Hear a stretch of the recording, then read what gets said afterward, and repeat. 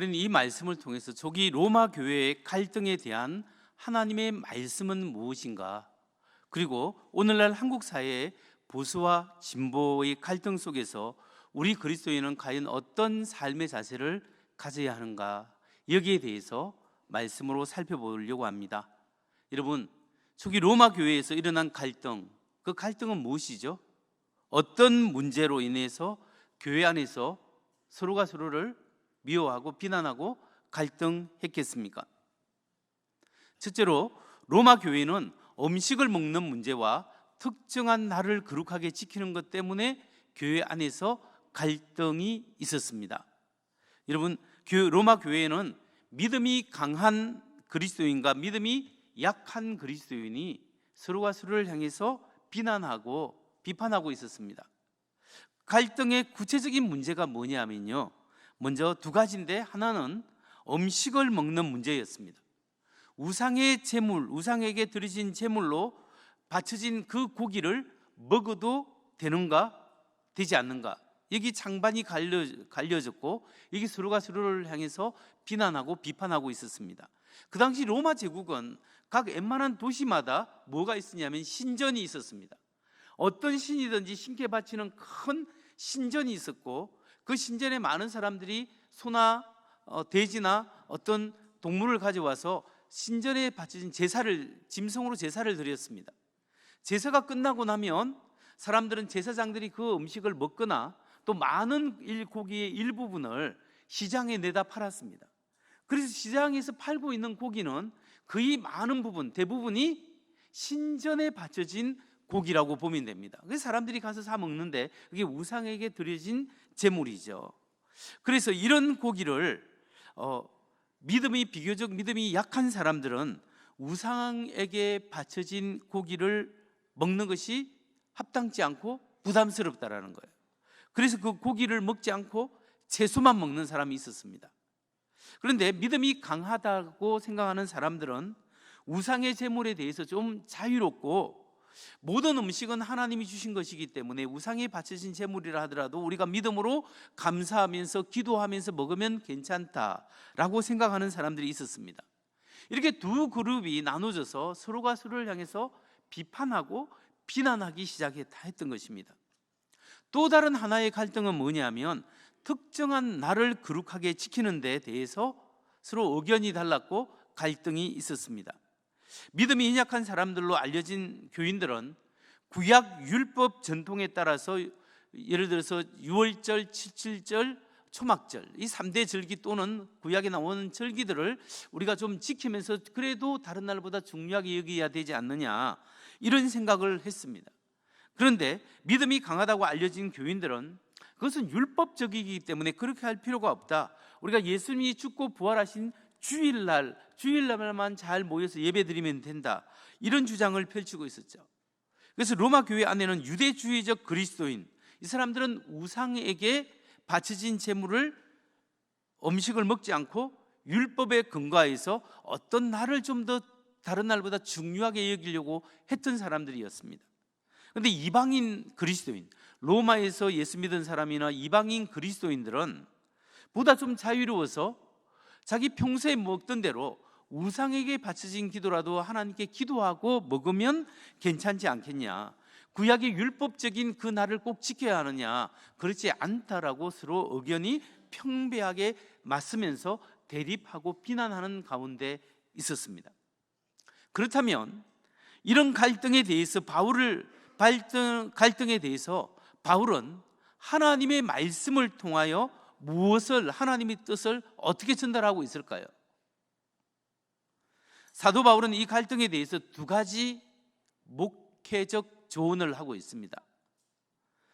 하나는, 첫 번째, 바울이 주는 권면은 서로를 비난하지 말고 상호 용납하라라는 말씀입니다. 서로 믿음이 다르고 약간의 신앙 해석이 다를지라도, 생각이 다를지라도 서로가 비난을 멈추고 서로를 용납해야 한다, 그렇게 말씀하고 있습니다. 로마서 14장 1절에서 3절 말씀을 봅니다. 믿음이 연약한 자를 너희가 받되 그의 의견을 비판하지 말라. 어떤 사람은 모든 것을 먹을 만한 믿음이 있고 믿음이 연약한 자는 채소만 먹느니라. 먹는 자는 먹지 않는 자를 업신여기지 말고 먹지 않는 자는 먹는 자를 비판하지 말라. 이는 하나님이 그를 받으셨습니다. 이 말씀에 의하면 먹는 사람은 먹지 않는 사람을 업신여기지 말라라고 이야기합니다. 예를 들면 자기가 믿음이 있다 해서 내 믿음 정도는 돼야지 당신의 믿음 없이 그걸 가려서 먹으면 되냐, 당신의 믿음이 없어서 그렇다라고 밑으로 보고 낮게 보는 그런 행위를 하지 말라라는 거예요. 근데 믿음 먹지 못하는 사람, 먹지 않는 사람은 또 먹는 사람을 비난하지 말라라는 거예요. 저 사람은 경건의 모양이 없어.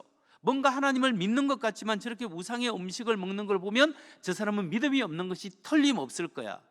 이렇게 비판하지 말라라는 거예요. 하나님의 말씀은 서로의 생각이 달라도 서로를 비판하지 말고 서로를 인정하고 수용하고 받아주라, 그렇게 말씀합니다. 여러분, 우리가 왜 무엇 때문에 나와 생각이 다른 교인들을 받아들이고 수용하고 인정해야 할까요? 그 이유는 하나님이 그 사람을 받으셨기 때문입니다. 로마서 14장 3절 말씀을 세번역으로 보면 먹는 사람은 먹지 않는 사람을 업신여기지 말고 먹지 않는 사람은 먹는 사람을 비판하지 마십시오. 하나님께서는 그 사람도 받아들이셨습니다. 여러분, 이 말씀에 보면 하나님이 그 사람도 받아들였다는 거예요. 믿음이 연약하고 좀 부족하게 보여도 하나님이 그 사람을 하나님의 자녀로 받아들이고 인정하셨다는 거예요. 사실은 나처럼 모자라는 사람도 하나님께서 인정하고 받아들이신다는 거예요. 그러니까 우리가 그렇기 때문에 생각이 다른 사람도 수용하고 받아들여야 한다는 겁니다. 성도 여러분, 하나님이 나와 생각이 다른 사람을 어느 정도로 받아들일까요? 하나님이 그 사람을 받아들이되 어느 정도로 수용하고 받아들이냐면요, 로마서 14장 15절 말씀을 보면 압니다. 그대가 음식 문제로 형제 자매의 마음을 상하게 하면 그것은 이미 사랑을 따라 살지 않는 것입니다. 음식 문제로 그 사람을 망하게 하지 마십시오. 그리스도께서 그 사람을 위하여 죽으셨습니다. 이 말씀을 보면 나와 갈등을 빚고 있는 사람이 형제 자매라고 일단 부릅니다. 그리스도 안에서 우리는 하나의 형제 자매가 되었습니다. 근데 그 사람에게 예수님께서 그 사람을 위해서 십자가에 죽으셨다라는 사실입니다. 내가 좀 모자라게 생각하고 좀 못났다고 생각하고 마음에 안 들고 나랑 반대고 취향이 안 맞고, 그래도 그 사람을 위해서 우리 주님께서 십자가에 못 박혀 죽으셨다라는 사실이에요. 그렇다면 우리 주님이 죽도록 사랑해서 받아들였었다면 나는 어떻게 해야 합니까? 우리 주님이 그 사람을 죽도록 사랑해서 받아들였다면 내가 그 사람을 물리칠 수가 없는 거예요. 달리 보면 하나님이 나 같은 사람도, 나같이 부족한 사람도 예수님께서 대신 죽어주실 만큼 나를 사랑하시고 나를 용납하시고 내가 부족해도 하나님이 받아주신 거예요. 우리가 서로가 서로를 향해서 부족하더라도 예수님이, 하나님이 받아주신 사람을 누가 물리칠 수 있겠느냐는 거죠. 그런 의미에서 서로가 서로를 수용하고, 좀 생각이 다르고 취향이 아니고 좀 의식이 다르더라도 그 사람을 인정해주고 받아들이는 하나님의 사람들 되시기를 주의 이름으로 축원합니다. 갈등을 빚고 있는 교회 공동체의 사도 바울이 주는 두 번째 권면은 우리 모두가 하나님의 심판대 앞에 서야 하기 때문에 논란의 영역에서 심판자가 되지 마십시오라는 말씀입니다. 우리 모두는 하나님의 심판대 앞에 서야 합니다. 로마서 14장 10절 말씀을 보십시오. 내가 어찌하여 내 형제를 비판하느냐, 어찌하여 내 형제를 업신이 여기느냐, 우리가 다 하나님의 심판대 앞에 서리라. 여러분, 하나님의 앞에, 심판대 앞에 우리가 서야 하기 때문에 남 형제 자매를 함부로 그 사람을 비판하거나 비난하지 말라라는 거예요. 여러분, 절대적으로 옳고 그름은 하나님만이 아시는 거예요. 하나님이 절대적 선이에요. 하나님이 정말로 궁극적으로 옳고 궁극적인 틀림을, 그름을 나누는 하나님이 기준을 삼으시는 거예요. 우리는 어느 정도 옳고 어느 정도 틀리는 것도 우리가 알 수 있어요. 그러나 애매모호한 것 중에서 우리가 궁극적으로 그것이 어느 정도 옳지만 정말로 진짜 옳을 것인가, 모든 상황에서 모든 이것이 내가 선택한 이것이 진짜로 다 옳을 것인가에 대해서는 우리가 확신할 수 없어요. 왜냐하면 우리는 지성적인 한계, 도덕적 한계성이 있기 때문에 그렇습니다. 내가 옳다고 판단해도 옳지 않을 때가 있어요. 제가 대학 다닐 때 총장님 물러가라고 학생들이 데모했습니다. 총장님은 물러가라 울라울라 이렇게 했거든요. 저는 뭐 직접적으로 참여하진 않았지만 그래도 심정적으로 동조했죠. 저 총장님 너무 오래 하시고 고인물이다, 이분이 물러나야 우리 학교가 발전한다. 그래서 학생들이 단식하면서 이렇게 총장님 물러나라요 데모를 많이 해서 결국 그 총장님 물러났습니다. 근데 제가 세월이 흘러서 그 뒤에 세워진 총장님들을 딱 보니까 우리가 물러나라고 했던 그 총장님에 비해서 한참 모자라내는 총장님들이에요. 물론 훌륭하시지만 그럼에도 불구하고 그분이 정말 우리가 몰아냈던 그 총장님이 지금 보면 인격적으로도 훌륭하고 학문적으로도 뛰어나고 학교도 많이 발전시켰어요. 그런데 생각해 보면 꼭 그때 그분을 그렇게 불명예스럽게 물러나라고 해야 됐을까, 이런 생각이 드는 거예요. 여러분, 우리가 교회에서 내 생각만 옳다고 생각하면 되지 않습니다. 옳을 수도 있지만 틀릴 수도 있는 거예요. 그러니까 우리가 서로가 서로를 향해서 절대적으로 내 생각이 옳다고 하면서 상대가 틀렸다고 비난하면 안 돼요. 어느 정도 당신이 틀렸어 그렇게 생각은 할 수도 있지만 그걸 가지고 상대를 비난하고 그렇게 하면 안 된다. 왜냐하면 우리는 궁극적으로는 하나님의 심판대 앞에 서야 될 사람이기 때문에 하나님이 심판할 수 있도록 어느 정도 우리가 판단하고 마지막은 하나님 앞에 올려드리는 게 있어야 돼요. 내가 모든 것을 다 심판하고 내가 나의 정의로 모든 것을 하겠다, 그러면 안 됩니다. 내가 할 때까지는 하지만 마지막은 하나님께서 해주십시오. 나는 여기까지 할 수 없습니다. 그렇게 이야기하면서 하나님 앞에 하나님이 주권을 올려드리는 여러분 되시기를 주의 이름으로 축원합니다.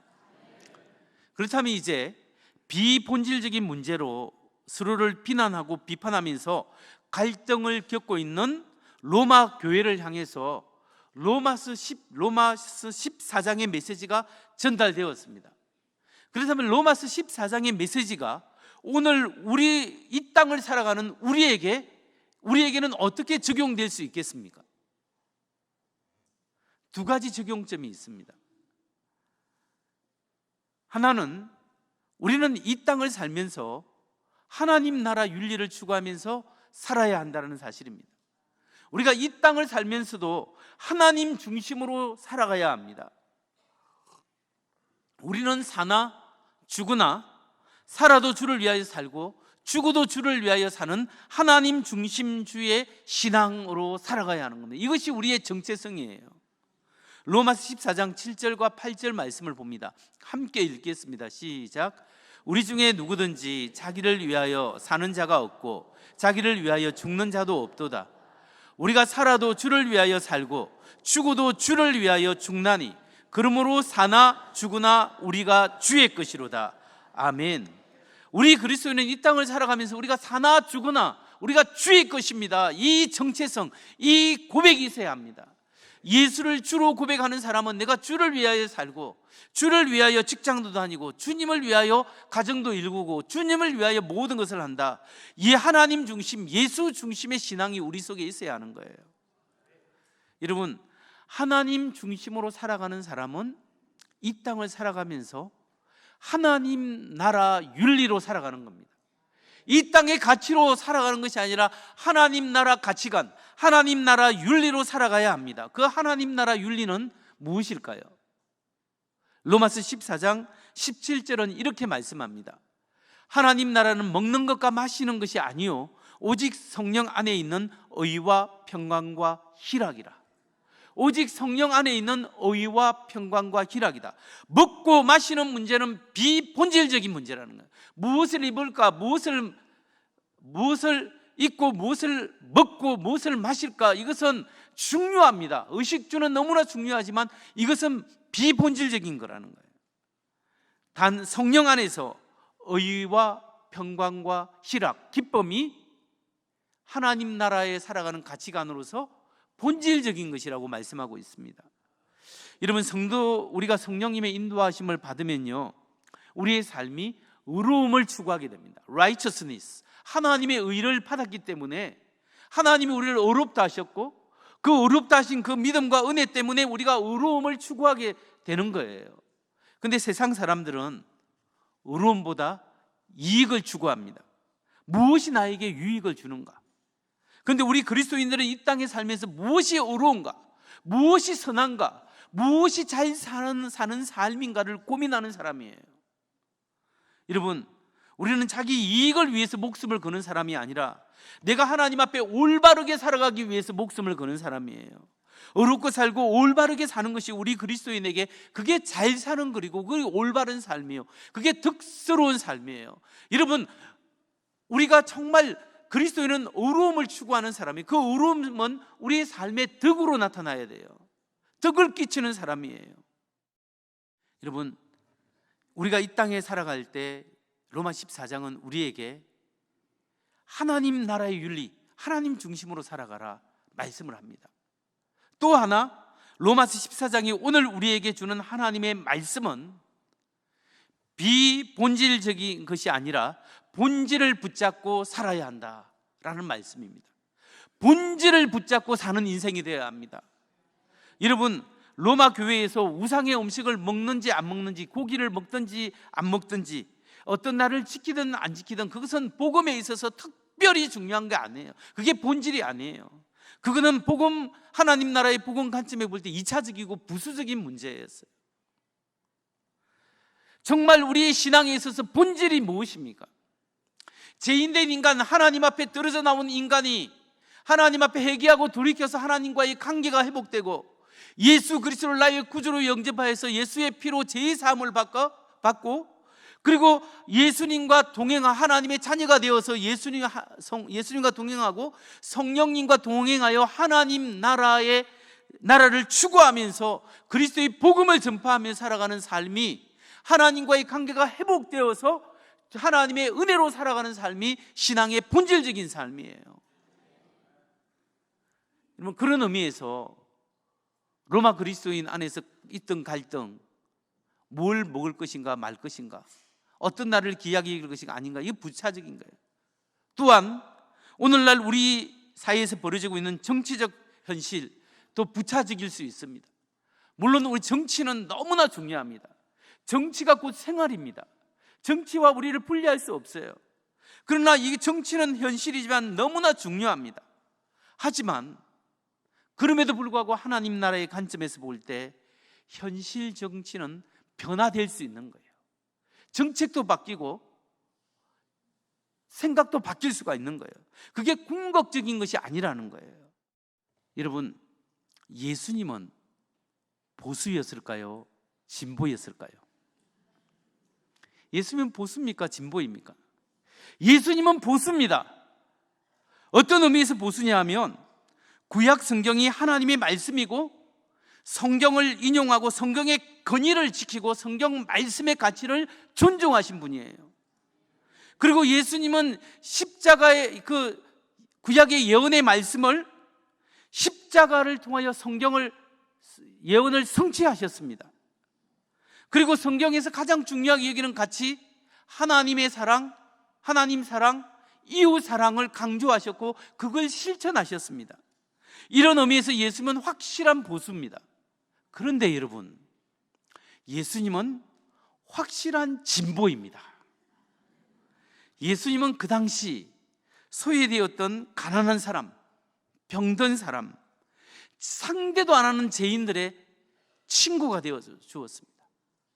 그 당시 무시해도 좋을 만한 그런 사람들을 그 높으신 분이 찾아가셔서 친구가 되어 주셨습니다. 예수님은 성전 지도자, 사두개인들, 성전의 제사장들, 그들이 지키고 있고 이익을 가지고 있는 성전 지도자들을 예수님께서 비난하고 너희가 하나님이 기도하는 집을 장사의 소굴로 만드는도다 하면서 정면으로 도전하면서 그 성전 청결을 하면서 장사하는 상들을 다 뒤집어 엎어버렸습니다. 혁명적인 거죠. 그리고 예수님은 바리새인과 서기관들의 신앙의 위선을 지적하셨고 비판하셨습니다. 그리고 예수님은 주와 선생님으로서 제자들의 발을 씻기는 섬김을 사셨습니다. 여러분, 그 당시 로마, 그 당시 유대의 힘 있는 가치관이 뭔지 아십니까? 힘 있는 사람은 섬김을 받는 사람입니다. 누가 아름다운 사람이냐? 정복자가 아름다운 거예요. 힘이 있고 정복하는 사람이 그 당시 가치관은 아름다움이고, 연약한 것은 추한 거예요. 섬기는 것, 노예들이나 하는 거예요. 그런데 하나님의 아들이신 그분이 업사이드 다운 시켜서 자기가 주와 선생님으로서 제자들의 팔을 씻기면서 내가 너희에게 행한 것처럼 너희도 이렇게 행하라 라고 가르쳐 주신 거예요. 그리고 그분은 힘없이 우리 죄를 위하여 십자가에 못 박혀 죽으셨습니다. 이런 의미에서 예수님은 철저한 진보입니다. 따라서 예수님은 보수이면서 진보였습니다. 보수의 뿌리를 두면서도 진보였습니다. 우리가 사는 세상은 개인의 자유를 강조하는 보수가 정말 필요합니다. 정말 이 사회의 가치를 유지시키려는 보수가 필요합니다. 또한 우리가 사는 세상은 보수만으로 안 되는 사회적 불평등을 해소하기 위해서 노력하는 진보도 필요합니다. 진보도 정말 필요한 거예요. 그 둘 다 자유민주주의 틀 안에서 필요한 거예요. 자유민주주의 가치 안에서 보수와 진보가 서로 견제하고 서로에게 영향을 주면서 서로 협력하면서 이 사회를 이끌어 가야 합니다. 마찬가지로 우리 신앙도 마찬가지입니다. 신앙생활에서도 보수이면서도 진보가 필요합니다. 복음의 본질을 지킨다는 의미에서 보수가 되어야 합니다. 하나님의 말씀대로 살아야 되고, 성경 말씀이 그렇다면 이 세상이 어떤 법이 있더라도 우리가 이 말씀에 따라서 살아야 한다. 이 보수가, 우리 이런 신앙의 보수가 되어야 합니다. 또한 우리는 내가 가진 기득권을 내려놓고 예수님을 따라 십자가의 길을 따르고 세상을 섬긴다는 의미에서 우리는 진보가 되어야 합니다. 이기적인 인간이 복음으로 이타적으로 바뀌어진 것이, 이타적인 삶을 살아가는 것이 벌써 진보입니다. 여러분, 그래서 우리는 보수이면서 진보가 되어야 합니다. 말씀을 마무리합니다. 지금 우리나라는 탄핵 정국 속에서 너무나 양쪽으로, 극단으로 나눠져서 서로가 서로의 주장을 펼치고 서로가 비난하고 갈등과 대치 가운데 있습니다. 여러분, 어떤 사람이 승리자가 될 수 있을까요? 누가 이기겠습니까? 여러분, 사실 세상은 사납습니다. 세상은 전쟁터와 같습니다. 지금 세상에서는 힘센 사람이 이깁니다.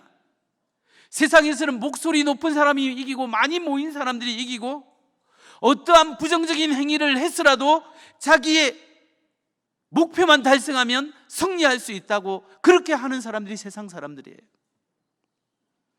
하지만 하나님의 나라는 그렇지 않습니다. 하나님 나라에는 이 거친 세상에서 온유한 사람이 이깁니다. 그런데 이 세상에서 가장 온유한 사람이 있습니다. 그 사람이 누구냐면 예수님입니다. 마태복음 11장 29절 말씀을 보십시오. 같이 한번 읽습니다. 시작. 나는 마음이 온유하고 겸손하니 나의 멍에를 메고 내게 배우라. 그리하면 너희가 마음이 쉼을 얻으리니. 나는 마음이 온유하고 겸손하니. 예수님이 자기네 자신을 마음이 온유하고 겸손하다고 말씀하시면서 예수님은 그렇게 사셨고 그렇게 가르쳤고 그렇게 십자가에 죽으셨습니다. 여러분, 어찌 최고의 권력자, 우주를 만드신 하나님, 그 하나님의 아들, 그 하나님이신 그분이 어떻게 해서 십자가에 못 박혀 죽을 수 있겠습니까? 이것은 세상적으로 보면 분명히 패배입니다. 하지만 하나님 나라의 관점에서 보면 온유와 겸손으로 십자가에 죽으신 예수님은 결국 승리하셨습니다. 왜냐하면 죽고 부활하셨습니다. 부활하시고 성천하셔서 하나님 우편에 앉아서 세상을 통치하고 계시고, 지금 다시 이제 하나님의 때에 세상에 온전히 새롭게 하기 위해서 예수님이 재림하실 겁니다. 여러분, 우리가 이 사실을 믿는다면 온유하고 겸손한 삶을 살아야 합니다. 지금 당장 내가 손해보고 지금 당장 실패자여 무능하게 보일지라도 결국은 온유하고 겸손한 사람이 하나님 나라에서 승리하게 된다는 것을 꼭 믿으시기 바랍니다.